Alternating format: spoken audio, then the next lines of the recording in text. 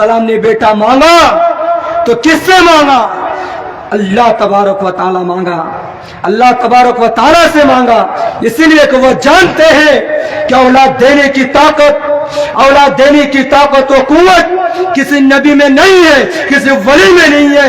इसीलिए अल्लाह के नबी हजरत इब्राहिम अलैहिस्सलाम ने बेटे की तलब की तो अल्लाह से की, क्योंकि वो जानते हैं कि किसी इंसान के अंदर इतनी ताकत नहीं है कि वो औलाद दे सके मेरे भाइयों। इसीलिए कि अगर औलाद देने की ताकत व कुव्वत नबी में होती तो हजरत इब्राहिम अलैहिस्सलाम कभी भी अल्लाह से दरखास्त नहीं करता। क्यों? हजरत इब्राहिम अलैहिस्सलाम खुद एक नबी है और नबी का दर्जा कहाँ है, कहाँ तक है, हम लोग जानते हैं, अच्छे से जानते हैं, हमारा काबिरीन जानते हैं। तो बात यह है कि औलाद देने की ताकत सिर्फ अल्लाह के पास है। इसीलिए हजरत इब्राहिम अलैहिस्सलाम नबी होने के बावजूद अल्लाह से मांगते हैं, क्योंकि वो जानते हैं औलाद देने की ताकत सिर्फ अल्लाह के पास है मेरे भाइयों। लेकिन अफसोस आज हम औलाद पीरों से, फकीरों से मांगते हैं मेरे भाइयों। ये सब ला इलाहा इल्लल्लाह के तकाज़े के खिलाफ है। नबी करीम सल्लल्लाहु अलैहि वसल्लम का जो तालीमात है उनके खिलाफ है, सहाबा कराम के अक़ाईद के खिलाफ है। मेरे भाइयों, इस दुनिया को बनाने से पहले, हमें और आपको इस दुनिया में भेजने से पहले, इस जहान रंग व भू को पैदा करने से पहले अल्लाह तबारक व तआला ने आलम अरवाह में, पढ़ो आलम अरवाह के बारे में, अल्लाह तबारक व तआला ने आलम अरवाह में इस दुनिया के अंदर इंसानों को भेजने से पहले आलम अरवाह में अल्लाह तबारक व तआला ने तमाम इंसानों की रूहें वहां पर जमा की। वहां पर हम भी थे, आप भी थे, हमारे भारत के प्राइम मिनिस्टर, ये जो कुर्सी इख्तिदार पर ये लोग जो बैठे हैं, हमारे भारत के जितने भी सीएम से, तमाम के तमाम सीएम, हमारे भारत के प्राइम मिनिस्टर, वहां पर हर एक इंसान की रूहें वहां पर जमा थी मेरे भाइयों। और अल्लाह तबारक व तआला ने कहा, अल्लाह तबारक व तआला ने तमाम इंसानों की रूहें वहां पर जमा की और अपनी वहदानियत और रुबूबियत इकरार करवाया। अल्लाह ने कहा, अलस्तु बिरब्बिकुम, Am I not your God? क्या मैं तुम सबका रब नहीं हूं? तो मेरे भाइयों, तमाम औलाद आदम ने बिला इम्तियाज मज़हब व मिल्लत, रंग व नस्ल, हजरत आदम अलैहिस्सलाम से लेकर कयामत तक आने वाले तमाम इंसानों की रूहें वहां पर जमा थी। हजरत आदम अलैहिस्सलाम से लेकर आज तक जितने भी लोग आए और कयामत तक जितने भी लोग आएंगे, तमाम इंसानों की रूहें वहां पर जमा थी। अल्लाह ने कहा, अलस्तु बिरब्बिकुम, क्या मैं तुम सबका रब नहीं हूं? तो तमाम औलाद आदम ने कहा, वाई नॉट, क्यों नहीं, यू आर आवर लॉर्ड, क्यों नहीं, क़ालू बला, क्यों नहीं, आप ही हमारे रब हो। सब ने कहा था। लेकिन अफसोस मेरे भाइयों, आज हम अपने उस इकरार को भूल गए। औलाद किनसे मांगते हैं? पीरों से, फकीरों से मांगते हैं। पूछते हैं किनको? पत्थरों को पूछते हैं, मज़ारों को पूछते हैं। आज हम भूल गए। हमने कहा वाई नॉट, अल्लाह ने कहा अलस्तु बिरब्बिकुम, तो हमने कहा था क्यों नहीं, आप ही हमारे रब हो। लेकिन आज हम उस रब को भूल गए मेरे भाइयों, भूल गए। अगर एक तरफ मुहद्दिन थे तो दूसरी तरफ मेरे भाइयों मुसलमान थे। एक तरफ कुफ्फार, दूसरी तरफ मुसलमान, एक तरफ काले, दूसरी तरफ गोरे। हर एक इंसानों की रूहें वहां पर जमा किए। सबने कहा, सबने इकरार किया। लेकिन मेरे भाइयों, हम आज उस इकरार को भूल गए। हम सब ने यह वादा किया था, ए मोहसिन आजम, हम सब वादा करते हैं दुनिया में जाकर हम किसी और को रब नहीं मानेंगे। दुनिया में जाकर किसी और से औलाद की तलब नहीं करेंगे। अगर सजदा करेंगे, ये सर अगर किसी जात के सामने झुकेगी तो सिर्फ एक ही जात है, वो अल्लाह, तू है। हम सब ने यह वादा किया था। लेकिन मेरे भाइयों, आज हम अपने उस इकरार को भूल गए, उस वादे को भूल गए। हमारा सर کسی اور کے سامنے جھکتا ہے، اولاد کسی اور سے مانگتے ہیں۔ میرے بھائیوں، یہ شرک ہے، شرک۔ اللہ تبارک و تعالیٰ نے کہا ان الشرک لظلم عظیم۔ اگر کوئی انسان مجھے چھوڑ کر کسی اور کی عبادت کرے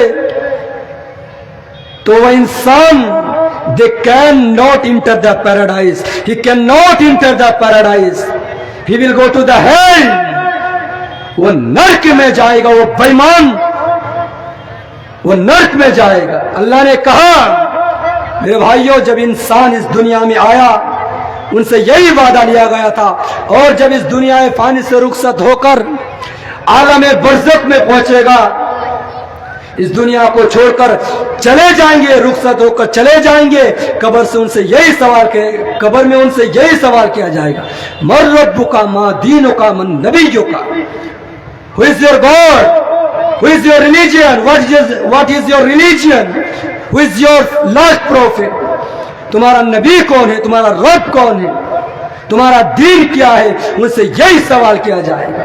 میرے بھائیوں، اگر اس دنیا میں اگر کوئی انسان آیا، نماز روزہ حج زکات کرنے میں کوتاہی کی ہو، لیکن اگر اس نے اللہ کے ساتھ کسی کو شریک نہیں کیا تو من جانب اللہ اس کو یہ توفیق ہوگی، وہ کہے گا میرا رب اللہ ہے، اللہ از مائی لارڈ، اللہ is my God, and Islam is the best religion، Islam is my religion۔ پوری دنیا آج جانتی ہے کہ اسلام is the best religion in entire world۔ اور نبی کے بارے میں کہا جائے گا تو کہے گا ہمارا نبی جناب محمد رسول اللہ صلی اللہ علیہ وسلم ہے۔ میرے بھائیوں، اور اگر کوئی انسان اس دنیا میں آیا، نماز روزہ سب چیزیں اس نے کی، عبادت کی، لیکن اللہ کے ذات و صفات میں کسی انبیاء اولیاء کو شریک کیا تو انسان سوال کا جواب نہیں دے سکے گا، وہ کہے گا I don't know anything، میں کچھ نہیں جانتا۔ میرے بھائیوں، ان الشرک لظلم عظیم صاف اعلان کرتا ہے اگر کوئی انسان بےمانی کرے گا، شرک کرے گا، وہ انسان کبھی بھی جنت کے حقدار نہیں ہو سکتے، جہنم میں جائیں گے۔ اس لیے میرے بھائیوں، ہمیں شرک سے بچنا ہوگا۔ ایک میں واقعہ سناتا ہوں، مختصر سا واقعہ ہے، شرک کے بارے میں ہے۔ ایک مرتبہ حضرت موسیٰ علیہ السلام ایک نبی ہے، آپ لوگ بخوبی ان سے واقف ہے۔ تو حضرت موسیٰ علیہ السلام اللہ کے دربار میں تشریف لے جا رہے تھے، تو راستے میں دیکھا کہ ایک عاشق الہی کو دیکھا کہ اس کے بدن میں کچھ عجیب قسم کے پرندے ان کو کاٹ رہے ہیں، انہیں تکلیف بھی ہو رہی ہے، لیکن اس تکلیف کے باوجود کبھی یاد الہی سے غافل نہیں ہوتا۔ حضرت موسیٰ علیہ السلام نے یہ حال دیکھا، ان سے پوچھا، دریافت کیا، اے میرے دوست، اس مصیبت میں تو کون سی نعمت کا شکر ادا کر رہا ہے؟ اس شخص نے جواب دیا، ان پرندوں کے کاٹنے سے مجھے نیند نہیں آتی ہے۔ تو حضرت موسیٰ علیہ السلام نے کہا، کتنے سال سے اس حال میں ہو؟ اس بزرگ نے جواب دیا، 400 برس سے۔ تو حضرت موسیٰ علیہ السلام نے کہا، 400 برس سے اسی حال میں؟ تو انہوں نے کہا جی۔ تو حضرت موسیٰ علیہ السلام نے ان سے پوچھا، کیا تمہیں کسی چیز کی آرزو ہے، کسی چیز کی خواہش ہے؟ تو انہوں نے کہا جی بے شک 2 چیزوں کی خواہش ہے۔ تو حضرت موسیٰ علیہ السلام نے کہا کیا، بتاؤ؟ تو اس شخص نے جواب دیا، ایک تو میں نے علماء سے سنا ہے کہ موسیٰ ایک نبی ہوں گے، پیدا ہونے والے ہیں، ان سے ملاقات کی آرزو ہے، جب وہ پیدا ہوں گے ان سے میں ملاقات کروں گا۔ اور دوسرا یہ کہ ذرا ٹھنڈا پانی پینے کو جی چاہتا ہے۔ تو موسیٰ علیہ السلام نے کہا، تمہاری دونوں مرادیں، تم نے جو تمہاری دونوں آرزو پوری ہو گئی۔ انہوں نے کہا کیسے؟ حضرت موسیٰ علیہ السلام نے کہا کہ میں ہی موسیٰ ہوں، میں پیدا ہو گیا، آپ سے ملاقات ہو گئی۔ دوسرا خواہش، ٹھنڈا پانی پینا چاہتے ہو؟ ٹھیک ہے، میں لا رہا ہوں۔ ادھر حضرت موسیٰ علیہ السلام ٹھنڈا پانی لینے کے لیے گئے، اور ادھر اللہ تعالیٰ کا حکم ہوا، اور اس شخص کی موت ہو گئی. جب وہ شخص مر گئے تو جنگل کے تمام جانور آئے, درندے پرندے آئے, ان کو کاٹ کر کھا گیا. یہاں گوشت, یہاں ہڈی. جب موسیٰ علیہ السلام آئے, یہ حال دیکھا تو حضرت موسیٰ علیہ السلام نے کہا, یا اللہ, جب تو اپنے دوست کے ساتھ اس طرح کا سلوک, آپ اس طرح کا سلوک کرتے ہیں, تو نہ جانے آپ کا دشمن جو ہوگا اس کے ساتھ کون سا سلوک کریں گے. تو اللہ نے کہا, میں ان کے ساتھ ہرگز یہ نہیں کرتا.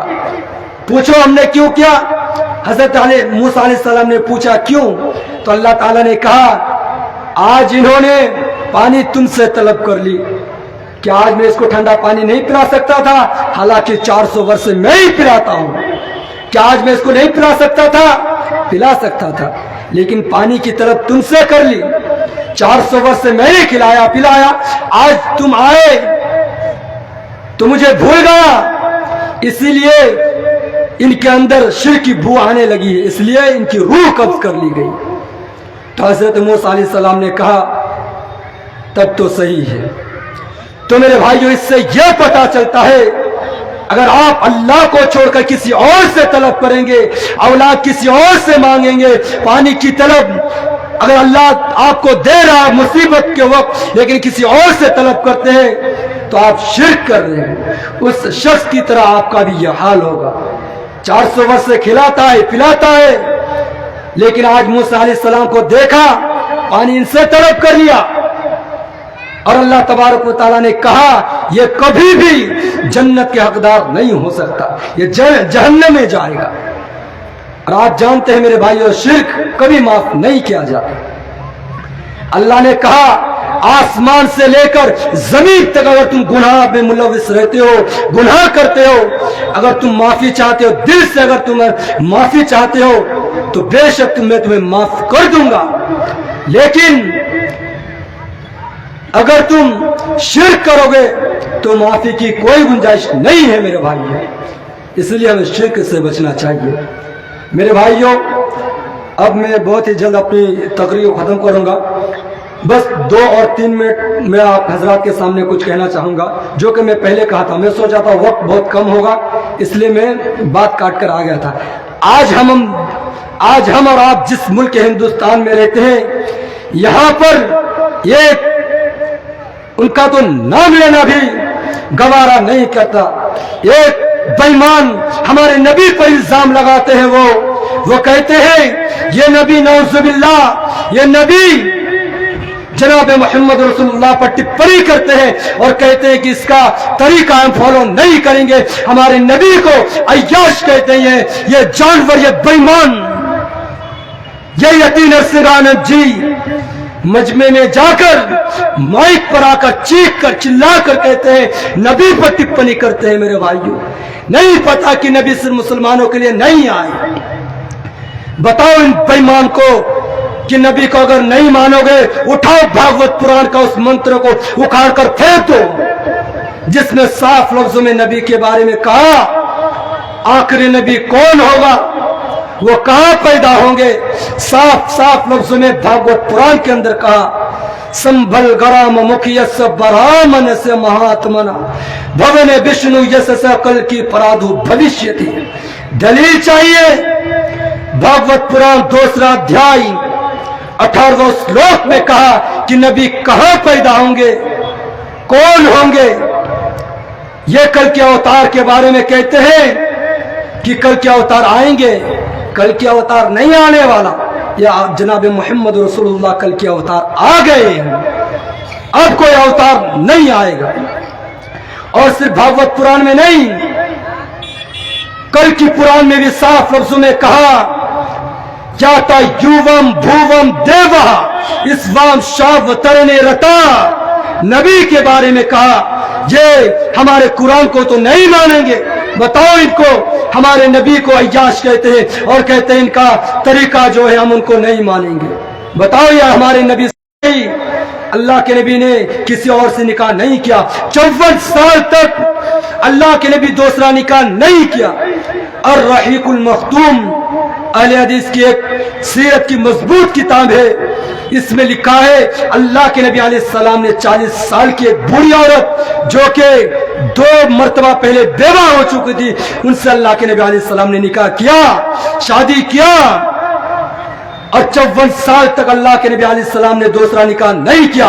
حضرت عائشہ کے علاوہ ایگزیکٹ حضرت عائشہ 10 بیویاں تھی جو کہ پہلے بیوہ ہو چکی تھی، ایک ہی کنواری تھی حضرت عائشہ رضی اللہ تعالی عنہا، ایک کنواری تھی، باقی 10 بیویاں پہلے سے بیوہ ہو چکی تھی۔ بتاؤ ان بےایمانوں کو جو ہمارے نبی پر ٹپنی کرتے ہیں، اگر نبی عیاش پرست ہوتے، عورت کے شوقین ہوتے تو کبھی بھی 40 سال کی ایک ہٹ جوانی میں، 25 سال کی ایک ہٹ جوانی میں ایک 40 سال کی عورت سے نکاح نہیں کرتا۔ 10 بیویاں انہوں نے 10 بیویاں رکھا جو کہ پہلے بیوہ ہو چکی تھی، اسی لیے کہ پوری دنیا کو یہ بتانا تھا کہ لقد كان لكم في رسول الله اسوة حسنہ بنا کر میں بھیجا گیا ہوں، ایک رول ماڈل بنا کر بھیجا گیا ہوں۔ آج ہمارا آپ رول ماڈل کن کو مانتے ہیں؟ یہ شاہ رخ خان، یہ سلمان خان، یہ ٹائیگر شراف، ان کو مانتے نہیں، یہ بے ایمان لوگ ہیں۔ ہمارا رول ماڈل آخری نبی جناب محمد رسول اللہ ہے، ہمیں جناب محمد رسول اللہ کا جو طریقہ ہے اس کو فالو کرنا چاہیے، نہ کہ ان بے ایمان ایکٹروں کا۔ اور یہ بھی کہا جاتا ہے ہمارے نبی کے بارے میں کہ نبی ظالم تھے،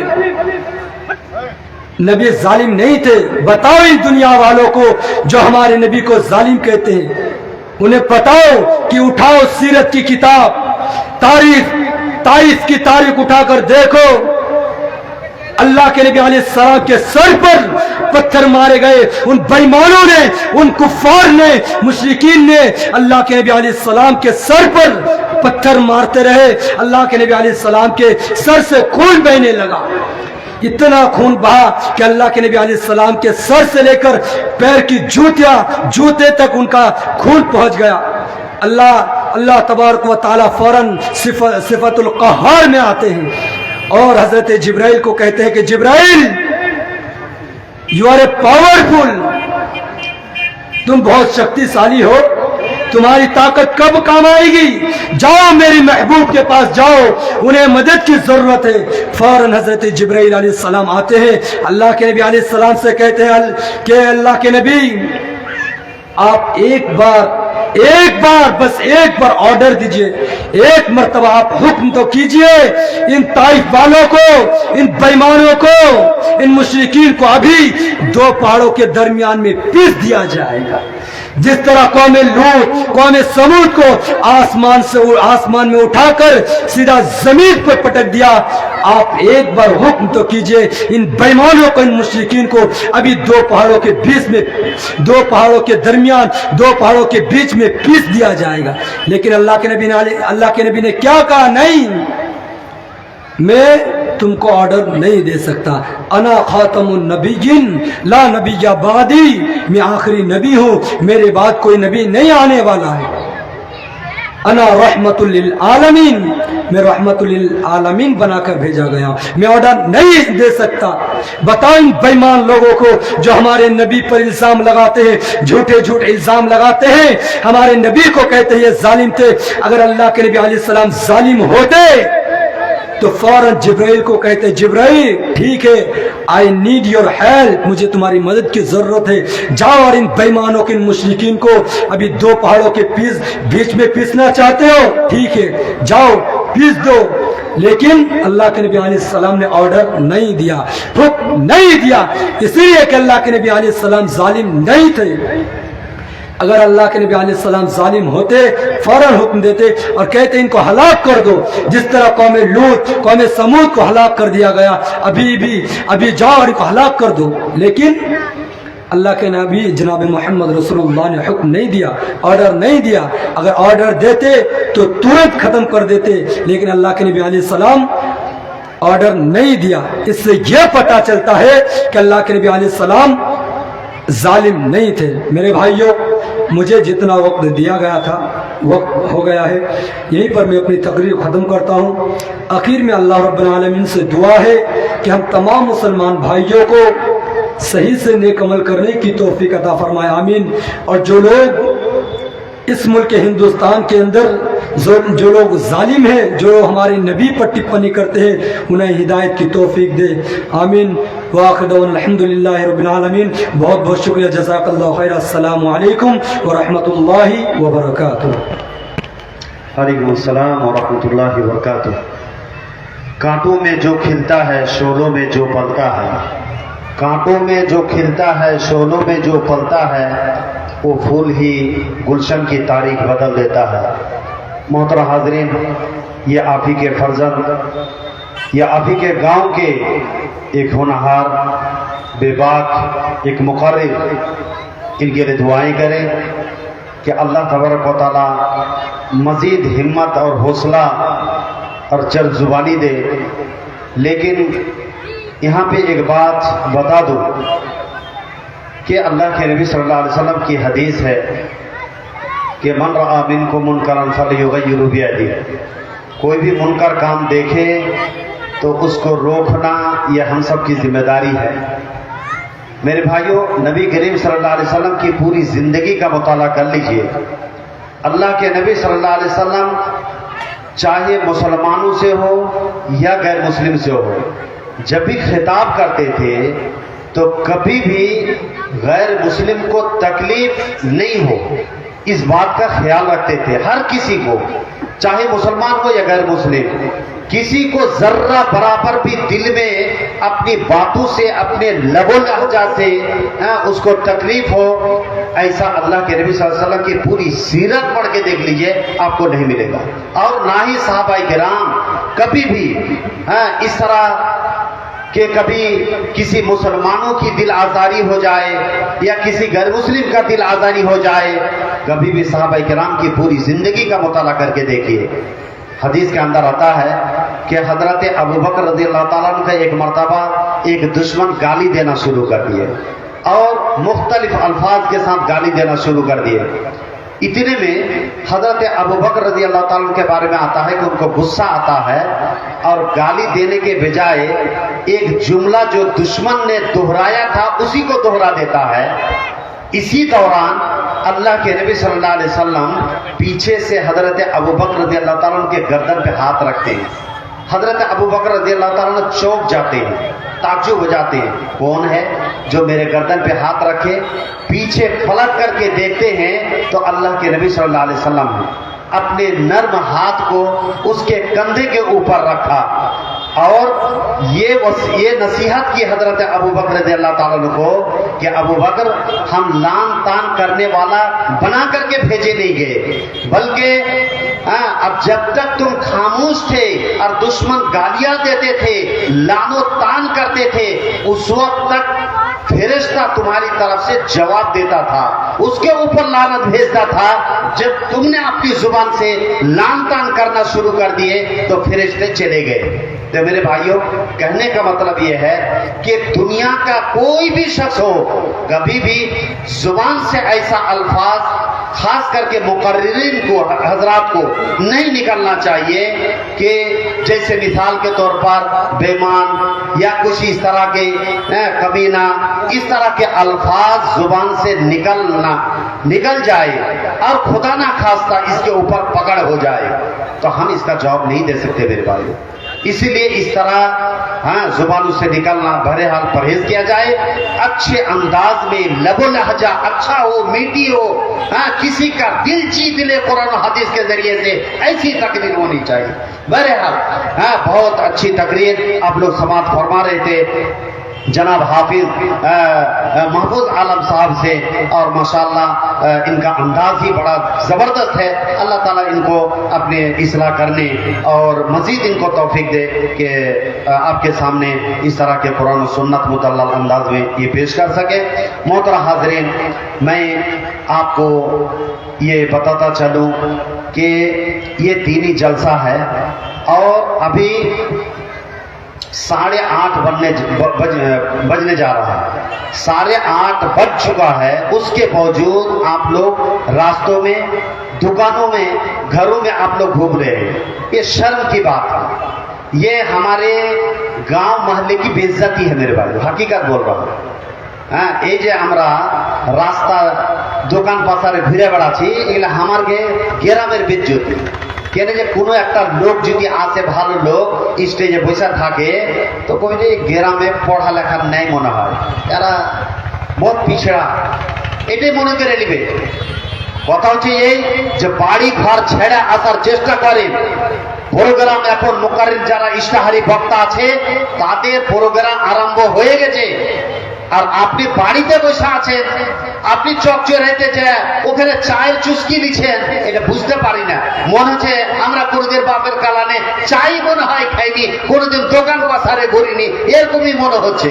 কিসের জন্য আপনি দোকান ঘুরবেন ভাই? দুটা ছেলের বাপ হয়ে গেছেন, আপনি আপনার পোতা নাতি সবকিছু হয়ে গেছে, আপনি বাজারে ঘুরবেনটা কিসের জন্য?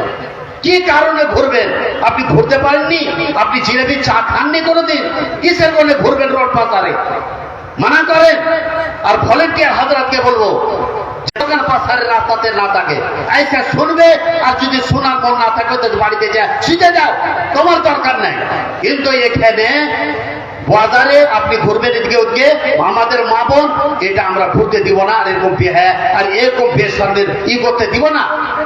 এই ধরনের কাম করার কারণে বিভিন্ন জালসা আজকে বদনাম হয়ে যাচ্ছে। এগুলা করতে হবে না।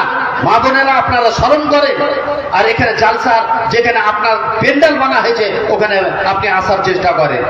আর আপনাদেরকে বলবো যে ভাই, এ পিছনে গেলে বসে যাচ্ছেন, এটা বুঝতে পারেন রাগ আছে, ঝাল আছে, কি ব্যাপার? আগেকার কুর্সিগালা খালি কর বসেন, খালি ছাড়িয়েন না। আল্লাহ যত পিছে বসবেন, আল্লাহর পেয়ারা পেয়ারা রহমত থেকে আরো বেশি দূরে হয়ে যাবে। পিছে থাকতে থাকতে এমন হবে যে পিছের রহনেওয়ালার মধ্যে হয়ে যাবেন আপনি, আল্লাহ তাআলা আপনাকে আরো পিছে করে দিবে। তো আগে আসার চেষ্টা করেন। আসছেন ফজিলাতুল শেখ জনাব ফরিদ আলম মাদানী সাহেব হাফেজাহুল্লাহ, উনি উস্তাদ জামিয়া আয়েশা আল ইসলামিয়ার। আপনারা জানেন যে উনি যখনই কোরআন হাতে তাকরীর করেন, আলহামদুলিল্লাহ মুদাল্লাল আন্দাজে এক এক ইবারত কোরআন হাদিসের পড়তে যায়, আর তার তর্জমাও করতে যান।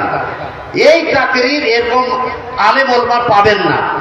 আমরা এটা বুঝতে পারি না, বিভিন্ন জায়গা থেকে 10,000 15,000 টাকা দিয়ে বক্তা নিয়ে আসার চেষ্টা করছি, আর এখানে সোনা আর হীরা জহরাত মজুদ আছে, তাদের আমরা বক্তব্য শোনার জন্য আমরা করি না। যা হোক, ছোট মোটো আলেম নাই, অনেক বড় আলেম। ফজিলাতুল শেখ জনাব ফরিদ আলম মাদানী সাহেব আপনাদের সম্মুখে আসবেন, আর ইনশাআল্লাহ আধা ঘন্টা পর্যন্ত আপনাদের সামনে বক্তব্য রাখবেন। আপনাদের কাছে আশা করি যে যেখানে আছেন তাড়াতাড়ি এখানে এসে বক্তব্য শোনার চেষ্টা করেন। আমাদের ইশতেহারি বক্তা ফজিলাতুল শেখ জনাব ফরিদ আলম মাদানী সাহেব, উনাকে দিয়ে দিচ্ছি। যারা বাড়িতে বসে আছেন মেহমান নিয়ে, তাড়াতাড়ি চলে আসেন।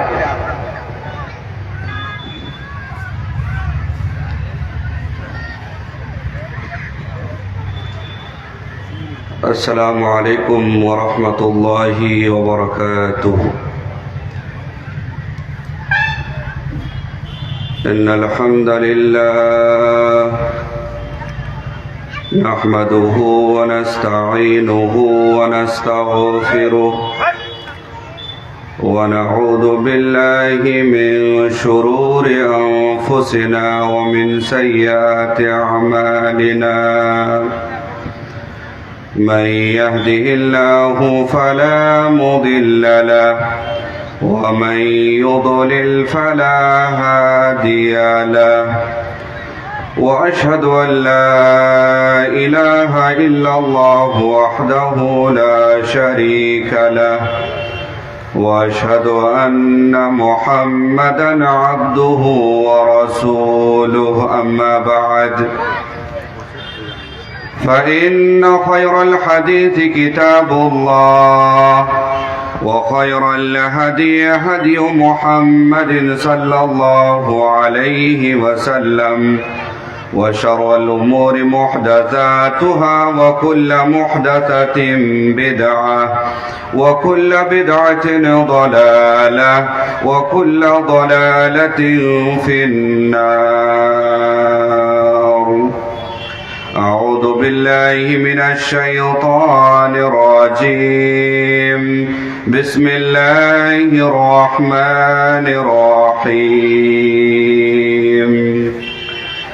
إنك لا تهدي من أحببت ولكن الله يهدي من يشاء وهو أعلم بالمهتدين